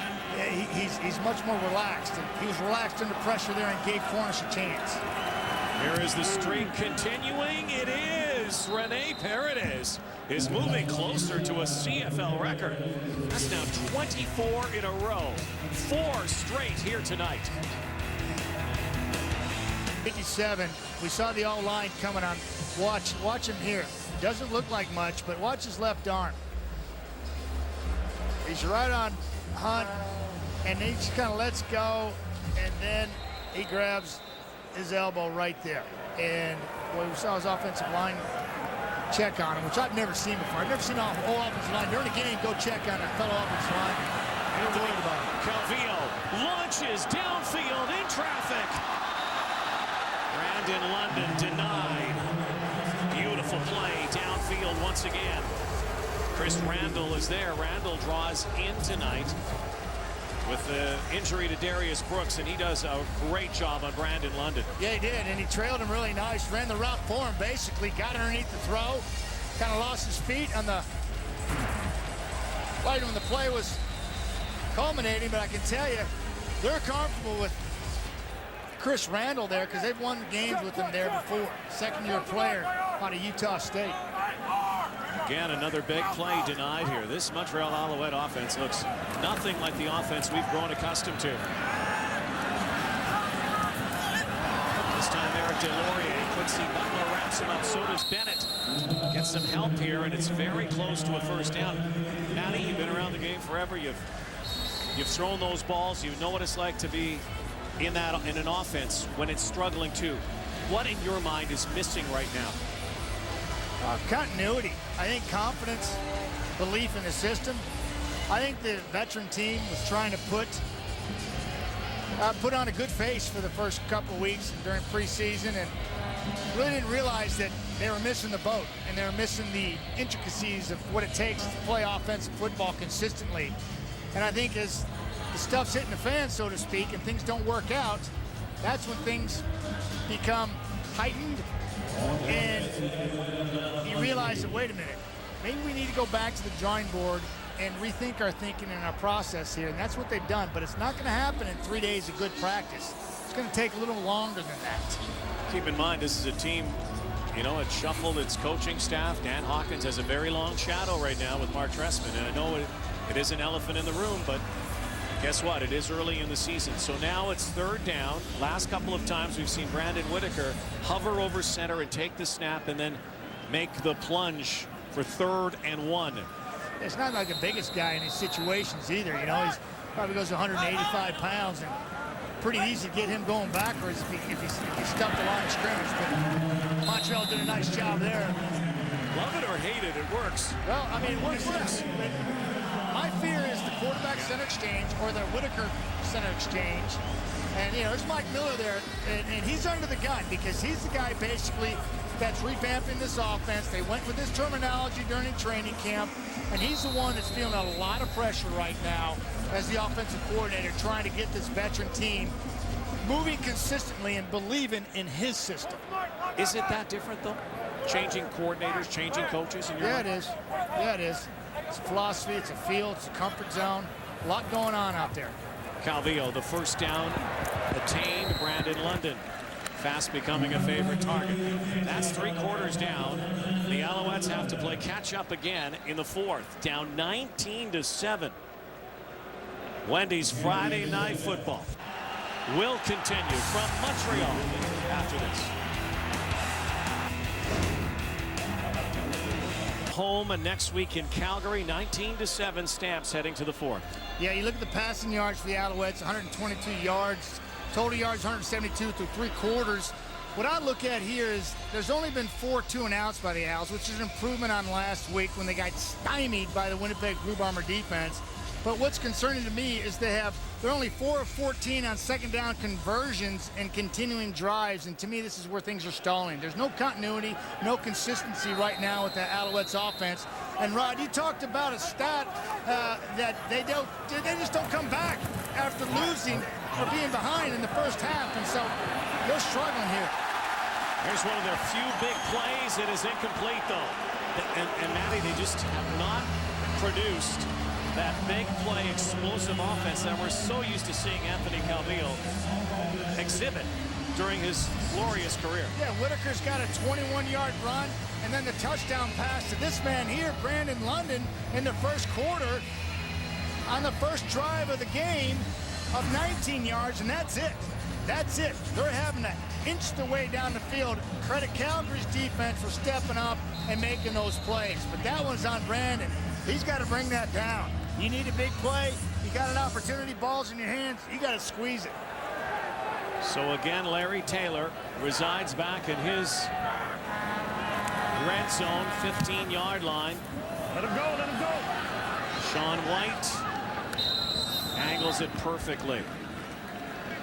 I know it sounds simplistic, and you know we keep hammering at it, the second down conversions and second down numbers, but you know this is the Canadian Football League, and if the numbers pull out, if you don't have success on first down and you got second and short, there's probably a good chance you're going to start moving the football. This is it here. Talked about it. Now it's 4-15 for the Owls. And first two, it hasn't gotten any better, and that's the one you have to look at there. Not so much the 2-and-outs. That's going to happen in this game or 3-down football, but the second down conversions I think is more telling. Stampeders looking to put the hammer down here in this fourth quarter. Again, they trailed early. John Cornish takes down Chip Cox and Billy Parker. Tag team tackle, very close again to a first down. And what I like there is you know, he's getting help from Marquay McDaniel, and this is what you're going to need. Marquay is number 16 right here. Watch what he does. He's going to free up Cornish. He's going to get on the legs. He's going to knock this man down, but then Billy Parker, Chip Cox, they're there making Cornish go laterally as opposed to vertically. And that's the key to their success there. Second down and 2. Cornish up the gut. And there it is, first down again. John Cornish left, right, and middle now. Yeah, that's what you don't want. Cornish going shoulder pads downhill, reminiscent of Joffrey Reynolds for all those years. Just a phenomenal north-south runner. And I think that's when Cornish, or any back for that matter, is at their best, is going downhill, using their leverage and speed, and being very, very subtle in their left to right movements. John Cornish, the Canadian of the Year in the CFL, was nominated for a most outstanding player as well, a season for the ages.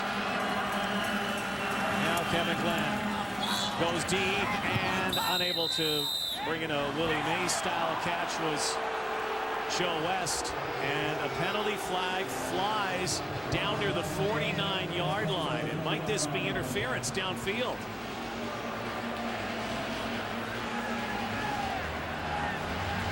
Pass interference. Montreal. It is. Automatic first down. Gerald Brown.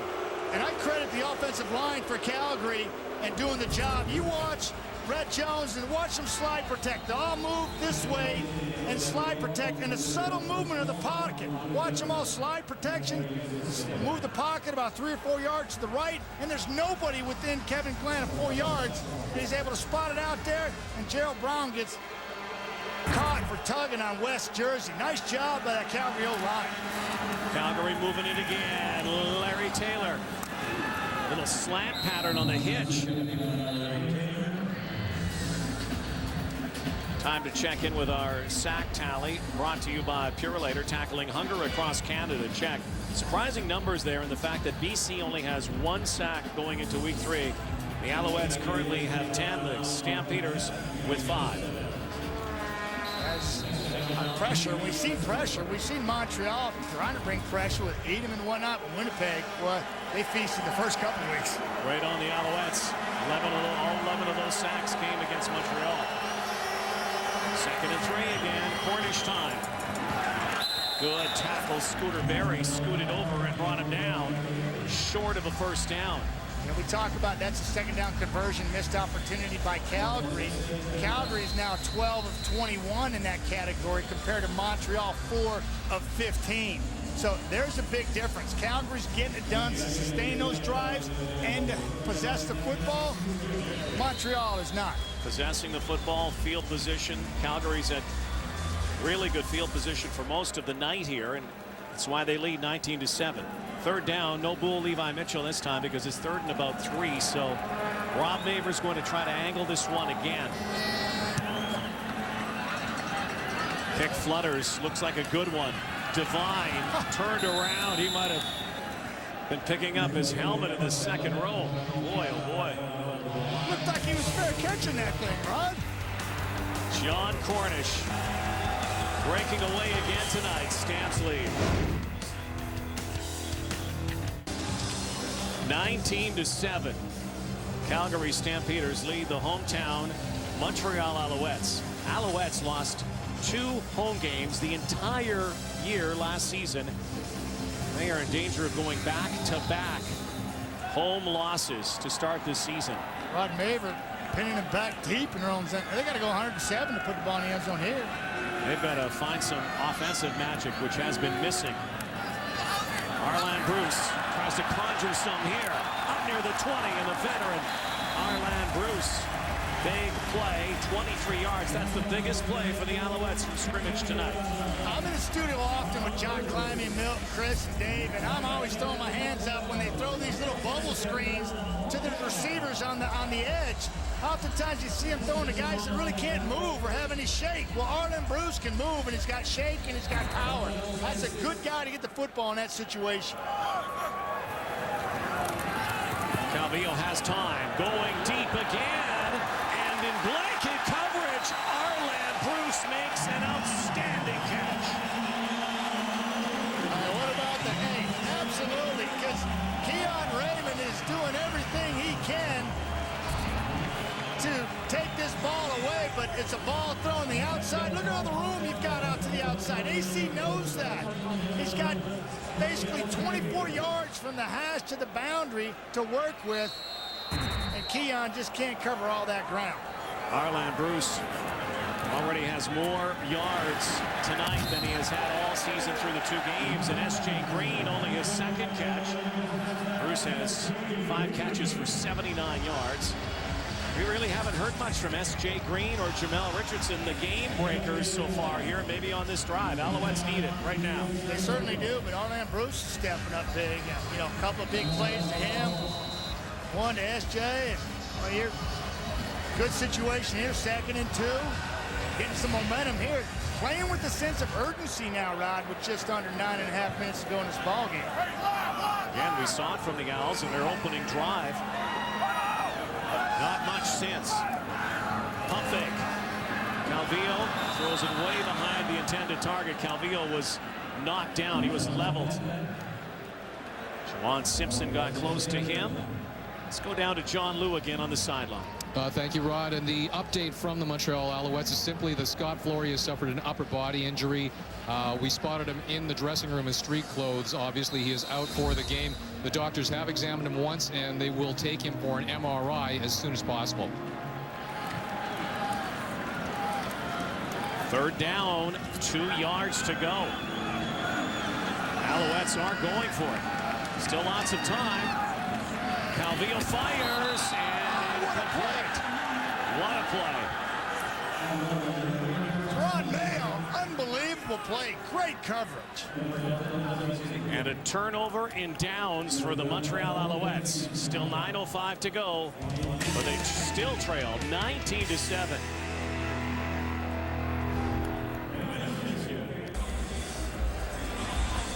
Yeah, this is what happens. AT's got a little pump and go going, but he gets clobbered right in the face right there by Juwan Simpson. And then here's the last play, Ron Mayo on 3rd and 2. AC's slinging it out there, but he's got, because watch this play here by Ron Mayo. He plants his feet, dives, sticks his right arm over the top, knocks it down. AC's got nowhere to throw that football. Turnover on downs. Calgary Stampeders.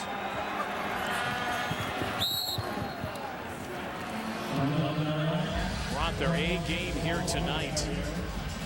Trailed early 7-0, but their sense of urgency has been palpable here tonight. A team that was also looking for a big bounce back, and they're getting it. Yeah, and I mean, that's critical there. Alouettes have been perfect on third down conversions, 3 and 3 on the night, but they shut them down there. And I think this defense is playing with extreme sense of urgency for Calgary Stampeders, and it's showing. Stampeder offense that scored no points in Regina. Cornish again. Penalty flag again. Michael Cash with the tackle on John Cornish. This is coming back. Holding Calgary number 63. 10-yard penalty. Still second down. Do you see the look on Cornish's face there coming back from that play there? He's a little upset. And, you know, this guy's perfection. He's about perfection. He's about winning, competing. And his team's up by 12 points here. But it would almost seem with his demeanor they're down 12, and I love that in him because he's a fighter and a competitor. Again, probably goes back to last week when they flatlined in the second half, scored no points. Good point. And I'm sure John Huffnagel has been emphasizing that all week. And look at this again. Nick Lewis plays tractor trailer and carries a couple of bodies with him again. Actually, Jabari Arthur is the target that time. He made a play like Nick Lewis, though. Sure did. This is what you love about Kevin Glenn. 13 years, Illinois State. Watch him keep his composure and poise in the pocket. Initial read breaks down. He feels pressure. He got to step up, keeps his eyes downfield, buys some time, directs traffic. Watch him point to his left, sticks it in behind his ear, on the money. Boy, that is fun to watch. That's why he's so valuable to this football team. Best backup in the league. Good start for a lot of teams. Spreading the faith tonight, Jabari Arthur with his third catch. John Cornish again. And establishing the ground and going to the air. That's what Kevin Glenn is doing. 7 minutes to go, ticking down. Yeah, now the onus is on him, though, because that first down run by Cornish only got him 2. So, advantage Montreal defense. They got to come up with a stop here.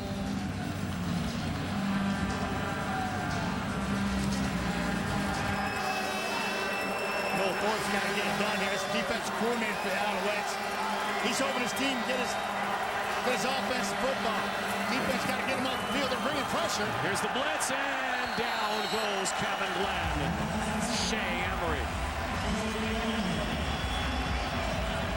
Sorry about that, Ryan. I was just talking about Noel hoping his team would get him off the field, and they do. They bring pressure here. Watch Shea Emery standing up right here. And he's just going to work hard and get slips right back, right by John Gott, 63, basically untouched. Mike Edom there as well. Ball hot. Thorpe is loving it. He's loving it. He said, that's what we needed. Maybe that we can spark our offense a little bit here because we need 12 in 6 minutes and 15 seconds here. And offense has been non-existent since the first drive of the game. Certainly not an insurmountable lead at this point. Time is running out, though, and a great angle kick again. And a penalty flag. 40-yard kick. Rob Maver angled it perfectly, but will step aside and come back. Als need points, and they need him in a hurry. Latest casualty. Special teams coverage. Looks like he's okay, though. See if he comes back in. Now the Alouettes turn. They need to march this field and effectively use the clock as Jake Green moves the sticks up to the 45-yard line. Yeah, 5:45, 5:47 left in the ball game, and this offense needs a kickstart because they haven't done anything since, like we said, the first drive of the ball game. They've been shut down by a amped-up Calgary defense, and AC's going no huddle up the line of scrimmage. Maybe they'll establish some rhythm here. Amped-up Calgary defense that has been so good in coverage. I mean, how many receivers, when you think about it, look back over the night, have been really wide open beyond the hitches? Nothing. Everything's underneath. Nothing over the top, as you stated earlier. No big plays. And really, it's that's shut down. Keon Raymond told us in sit-down meetings yesterday that they, as a secondary, wanted to be physical and match fire with fire from the Alouettes, and they've done that tonight. 2nd and 10. 3-man rush. Calvillo, look out. The ball goes flying. The Stampeders have it. Charleston Hughes making his presence felt. We haven't said his name often, but his motor never stops, and I can guarantee it. And he comes back, swipes the arm and the ball out of Anthony Calvillo. That's the old empty hand trick going forward. And on that play, a lot of people here are exiting stage left. Here's Hughes, and then DeMonte Bolden is right there. Johnny on the spot. The only question is that a fumble or was that a pass? And it clearly looked like the ball was out. So now Calgary, chance to ice this. Another turnover for the Alouettes. Kevin Glenn in trouble, and down he goes. Kyrie's in there. Good call, Kevin. Get down in a hurry when that guy's Angry Bird. Angry Bird's around. Yeah, he was flying hard that time, swooping in for the kill, and well, Kevin Glenn felt him and got down and saved his life. Well, it's just straight up. Looks like a salmon back go. Shea Emery and Kyrie Sabear coming in on the blitz, and untouched, Kyrie Sabear gets to Kevin Glenn, target seen. That's the 4th sack by Montreal tonight. How numbers are deceiving. 4 sacks for Montreal, no sacks for Calgary. Yet look at the score. Yeah. Kevin Glenn again in trouble. Now he has to dance, and dancing nowhere. He's dancing blind. He's just kind of like a pinball there, getting blown up. Pressure provided by Noel Thorpe's defense once again. Alouettes D's trying to give their offense a chance, but the offense just can't get kick-started. More frustration for Anthony Calvillo and his veteran unit offensively. Just can't find the end zone against a fired-up Calgary defense. Now their defense, Montreal has come up big. Been able to hold them again, but time now down to 4 minutes. Montreal 5 sacks, 3 hurries, 5 hits on Glenn, 1 pass deflection. And it's blocked. A huge play here. They picked it up, and they're going to score. Is that Jerome Messam? Who is that? And Gainey gets the touchdown. Just when it looked like Montreal's defense or special teams needed to score, they do. Rob Maver, 2 outstanding angle punts, and this one is blocked. And suddenly, this game turns. And all those people exiting stage left, maybe get back on the horse to come right back. Better get back here. Right off the edge, untouched. Ed Gainey just basically takes it off his foot, blocked it with his belly, and then gets an escort into the end zone untouched. Huge play and big mistake by the Calgary special teams, and Montreal capitalizes. Well, the Alouettes provide some fireworks. Boy, that was on time, too. There's a big international fireworks display not far away. That was almost at the same time that touchdown score that they ignited those fireworks. 3:33 to go and a 5-point game. And somehow the Montreal Alouettes still might be able to pull this out. And that's Canadian football. You know, we've been talking offense and defense the entire football game. Hadn't said much about offense up until Rod Maver started pinning them back with great punts into the corner and great field position, pinning Montreal back, and then there, mental lapse, easy block for Ed Gainey, and the Alouettes are right back in this football game. Ed Gainey out of Appalachian State. Huge play. Well, you know, you talked about it, Matt, and even though the Calgary Stampeders offense has been able to put points on the board, this Montreal defense has been able to keep the Alouettes in the game. And then the special team comes up with something extra special. Yes. Talk about the Montreal D, bending and not breaking, keeping their team in it, somehow finding a way. The special teams hopefully have given the Montreal Alouettes a little boost here if they want to get back in this, because they've been non-existent for 3 quarters of this football game. Still have a chance. Larry Taylor's back, though. Sean White handled the 10. Taylor looking for the wall. And will slice his way up to the 32-yard line. How big are those back-to-back sacks, though? When you go look back at that last sequence for Calgary, pushes them out of field goal position because another field goal maybe essentially nails the lid on the coffin. Back-to-back sacks, then the block. Yeah, and I think that credit the defensive line of the Montreal Alouettes, and certainly the play calling of defensive coordinator Noel Thorpe for being aggressive and bringing people, basically run blitzing, filling the gaps with linebackers, and then getting to the quarterback when they realize it's a pass attempt. And boy, I tell you, it's phenomenal pressure by the defense, putting them in a good situation. Chance here to do it again. Those fans have come back. Good play, Cornish. Another good play by Billy Parker. Yeah, sure tackle. Nothing there. Nothing gained. Maybe a yard. They'll take that all day. It'll be 2nd and 9 when we come back. 3-minute warning. And like those fans, don't go away. Billy Parker's fan club happy. 19-14 Stamps. Suddenly, we've got a finish here. Just when it looked like the Calgary Stampeders were going to carry a W easily back home. Kevin Glenn, though, and Brad Sinopolis. First drop here tonight. That one in the gloves. Oh, and that's one they needed. You know, you can, as quarterbacks, receivers, a ball player, no matter what position you're going to be called on towards the end of a ball game and make a play. This is one he'll want back. He goes down, tries to secure the catch. It gets on his shoulder pads. That could have been intercepted, yeah, too. Yeah, it could have, but that could have moved the chains and taken more time off the clock. But Brad knows it. He's upset with himself. I tell you, credit that Montreal D for forcing 2nd and long and coming up with the play. Noel Devine is back. Last time Maver booted, it was blocked. There he is, the blocker. They set up a return this time. Good kick by Maver again. Well, Devine dropped it and now had a pounce on it.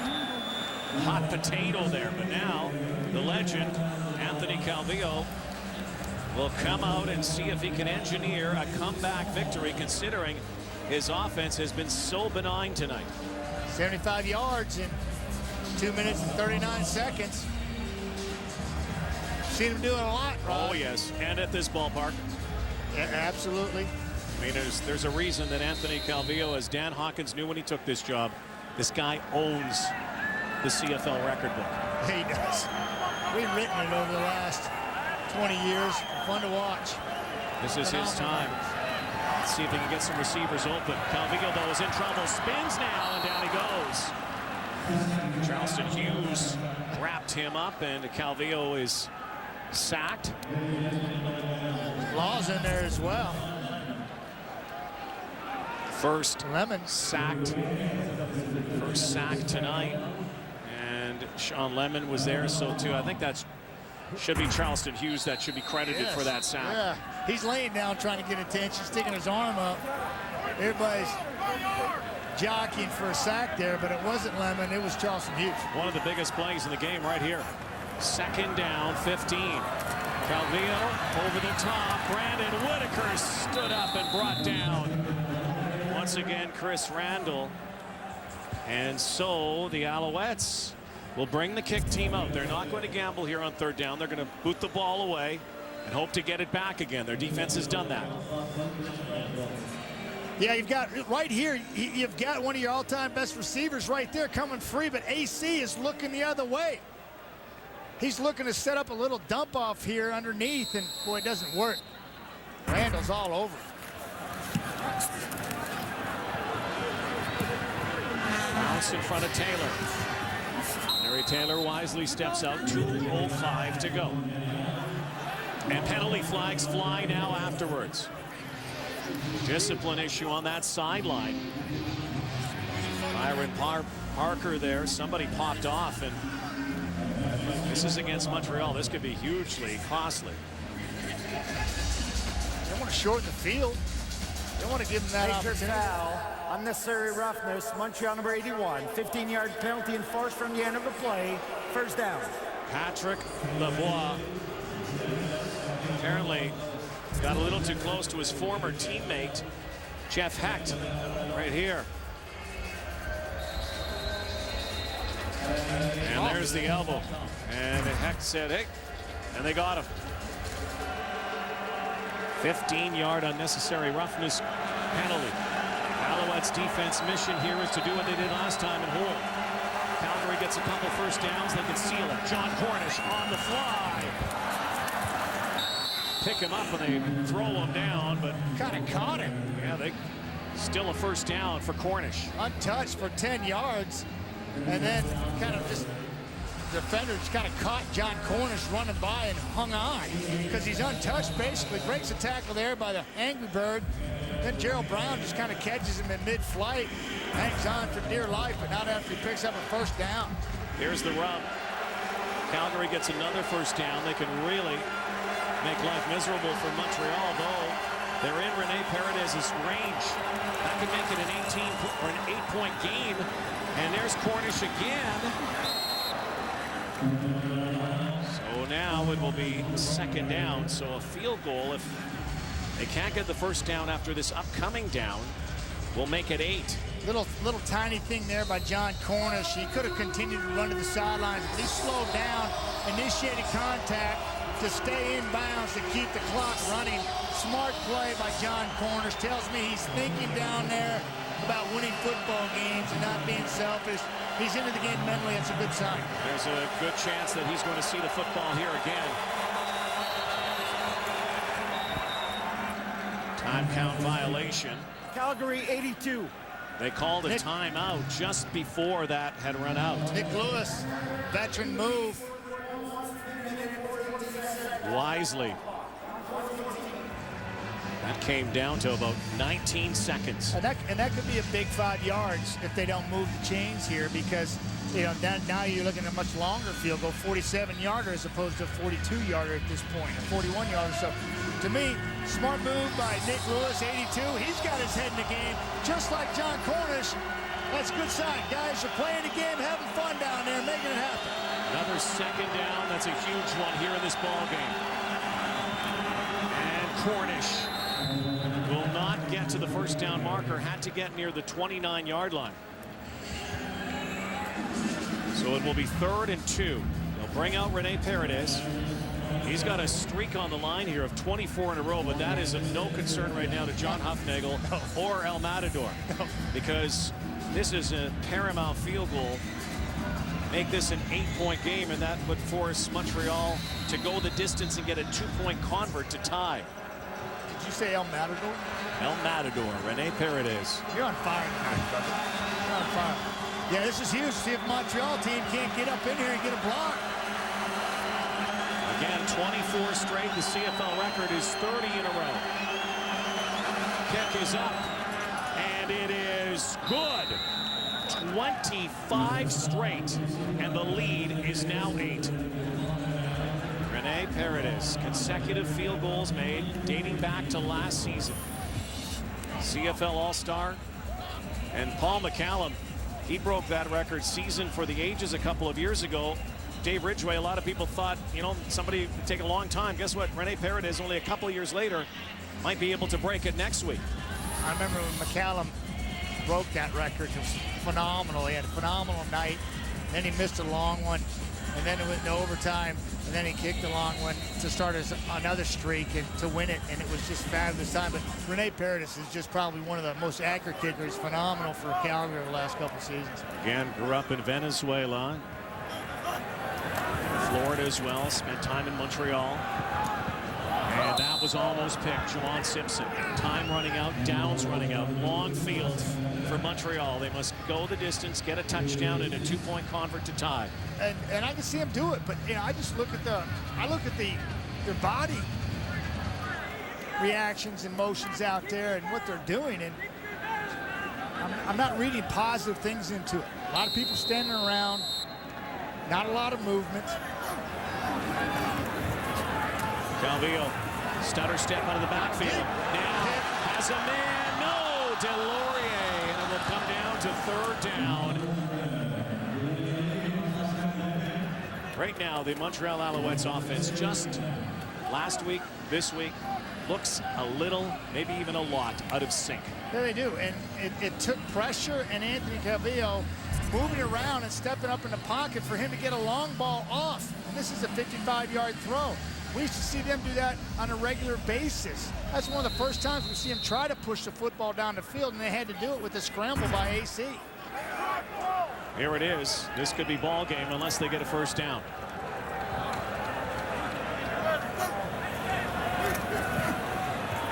Calvillo, down he goes, and that's it for the Montreal Alouettes.